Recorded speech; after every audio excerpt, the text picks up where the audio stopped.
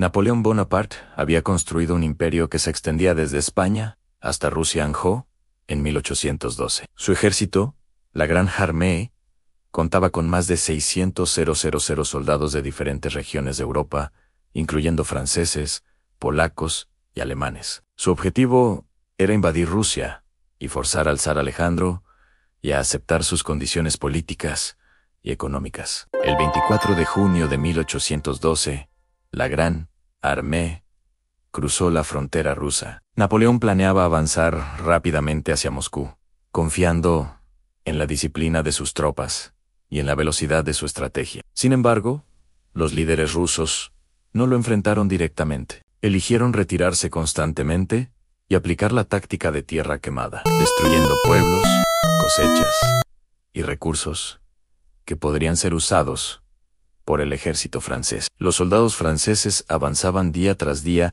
enfrentando caminos difíciles y ataques ocasionales de la caballería rusa. Muchos comenzaron a sufrir hambre, fatiga y enfermedades. A medida que avanzaban, cada ciudad que encontraban estaba vacía o destruida. Napoleón esperaba un enfrentamiento decisivo, pero los rusos continuaban retirándose, alargando las líneas de suministro y debilitando poco a poco a la Gran Armée. La Gran Armée continuó avanzando hacia Moscú lentamente. Cada día enfrentaban frío, barro y caminos destruidos por los rusos. Los ataques de la caballería rusa eran constantes, cortando unidades pequeñas y causando baja. La comida escaseaba y muchos soldados comenzaron a enfermarse. Los oficiales intentaban reorganizar las tropas, pero el desgaste aumentaba cada día. Napoleón esperaba llegar a Moscú y obligar al zar Alejandro a rendirse. Creía que la ocupación de la ciudad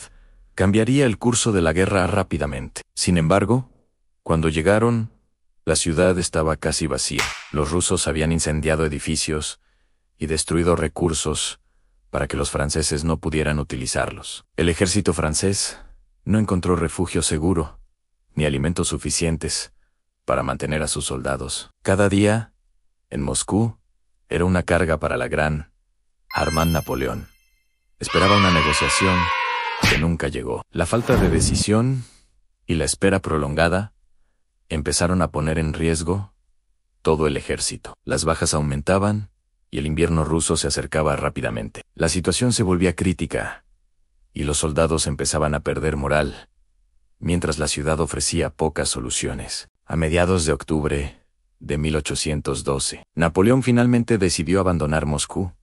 A la Gran Armée iniciaba su retirada por las mismas rutas destruidas que habían usado para avanzar. Las provisiones eran escasas y los soldados sufrían hambre constante. Muchos se vieron obligados a abandonar sus armas y caballos para poder continuar el camino. El frío comenzó a intensificarse, con temperaturas que descendieron por debajo de los 20 grados bajo cero durante las noches. La caballería rusa atacaba constantemente columnas de soldados franceses. Pequeños grupos eran rodeados y diezmados en combates rápidos. Carros con suministros fueron destruidos y quemados para evitar que cayeran en manos francesas. Las enfermedades, el agotamiento y el hambre provocaban una alta mortalidad diaria. Se estima que miles de soldados murieron solo en los primeros días de la retirada por condiciones climáticas extremas. El ejército se fragmentó en unidades más pequeñas para intentar moverse más rápido, pero la organización se perdió. Las rutas principales estaban cubiertas de nieve y barro. Los puentes habían sido destruidos y los ríos parcialmente congelados dificultaban el paso de hombres y caballos. Napoleón intentaba mantener el control, enviando oficiales a reorganizar tropas, pero la magnitud de la pérdida de hombres y animales hacía imposible mantener la cohesión. La situación era crítica en cada flanco del ejército. Durante la retirada, se produjeron combates continuos cerca de lugares como Smolensk y Krasnoy, donde unidades francesas fueron emboscadas y atacadas por fuerzas rusas más pequeñas, pero móviles. Muchos soldados quedaron atrapados y fueron capturados o murieron en la nieve. Caballos y carros que transportaban armas y suministros quedaron abandonados o destruidos. Cuando el ejército llegó al río Beresina a finales de noviembre, Intentaron cruzarlo bajo ataques constantes de los rusos. La construcción de puentes improvisados fue lenta y peligrosa, y se perdieron miles de soldados y equipos. La Gran Army estaba casi destruida. De los más de 600 soldados que comenzaron la invasión, menos de 100 lograron regresar. Este error estratégico, la decisión de esperar en Moscú, sin asegurar suministros ni plan de retirada, resultó en la pérdida de la mayoría de su ejército, y marcó el inicio del declive definitivo de Napoleón Bonaparte. Después del cruce del río Beresina, a finales de noviembre de 1812, la Gran Armée quedó severamente debilitada. Solo pequeñas unidades lograron mantener cierta cohesión mientras continuaban la retirada hacia Polonia. El frío seguía siendo extremo, alcanzando temperaturas de hasta 30 grados bajo cero en algunas noches. Los soldados que quedaban sufrían congelaciones, hambre y agotamiento extremo. Muchos caballos murieron por falta de comida, y los carros de suministros fueron abandonados o destruidos. Durante la retirada, los ataques rusos continuaron de manera constante. Tropas de cosacos y unidades regulares emboscaban columnas de soldados franceses, capturando hombres, caballos y armas. En lugares como Vitebsk y Mogilev, se produjeron combates dispersos, y los sobrevivientes fueron forzados a moverse constantemente para evitar ser rodeados. La logística del ejército colapsó, y cada día que avanzaban, más hombres quedaban atrás, muertos o capturados. Napoleón intentó reorganizar el ejército durante la retirada, enviando oficiales a reforzar la disciplina y coordinar movimientos, pero la magnitud de la pérdida era insuperable. La comunicación entre unidades se volvió imposible, y los soldados agotados marchaban sin orden ni dirección clara. La retirada se convirtió en una marcha de supervivencia, más que en un movimiento estratégico. Para diciembre de 1812,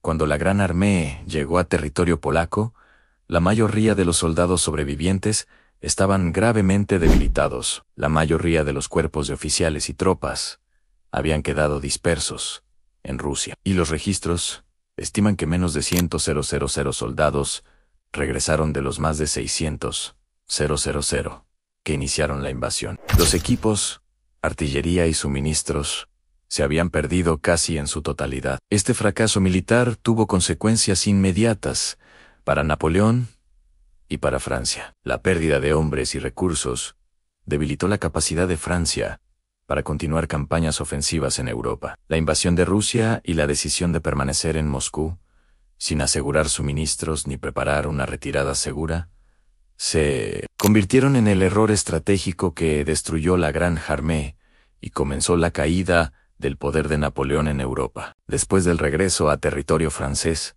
a principios de 1813, Napoleón enfrentó las consecuencias inmediatas de la invasión fallida. La Gran Armée había perdido aproximadamente 500 soldados entre muertos, heridos, capturados y desertores. Gran parte de la artillería, caballos y suministros también se habían perdido durante la retirada. La pérdida debilitó severamente la capacidad militar de Francia para mantener su influencia en Europa. Los ejércitos de los países aliados de Napoleón, incluyendo Prusia, Austria y Rusia, aprovecharon la debilidad francesa. En marzo de 1813, comenzaron a reorganizarse para formar la Sexta Coalición contra Francia. Napoleón intentó reclutar tropas frescas, pero la calidad y la experiencia de los nuevos soldados no podían reemplazar la pérdida de veteranos de la campaña rusa. El fracaso en Rusia también dañó la reputación de Napoleón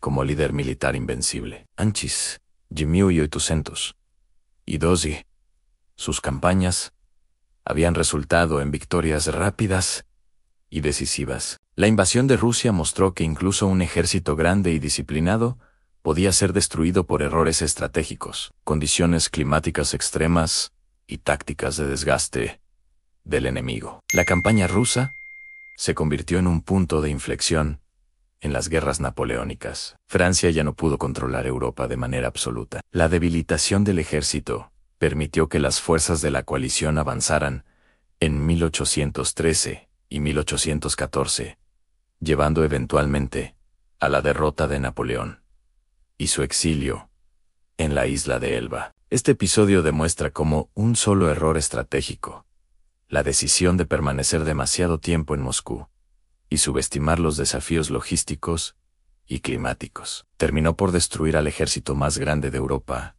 y marcó el inicio del declive del poder de Napoleón Bonaparte. Tras la desastrosa campaña rusa, Napoleón pasó los meses siguientes reorganizando lo que quedaba de su ejército. Intentó reemplazar a los veteranos perdidos con nuevas tropas, pero la experiencia y cohesión del ejército anterior no podían recuperarse. La pérdida de hombres, caballos, artillería y suministros limitó seriamente la capacidad ofensiva de Francia. Los aliados europeos aprovecharon la oportunidad. Austria, Prusia, Rusia y Gran Bretaña formaron la Sexta Coalición y comenzaron a planear ataques coordinados contra Francia. La invasión rusa había destruido la fuerza militar que había sostenido a Napoleón en Europa durante años. Sin su ejército, Napoleón ya no podía mantener el control absoluto sobre el continente. El fracaso en Rusia demostró la vulnerabilidad de un imperio que dependía de campañas rápidas y decisivas. La Gran Army,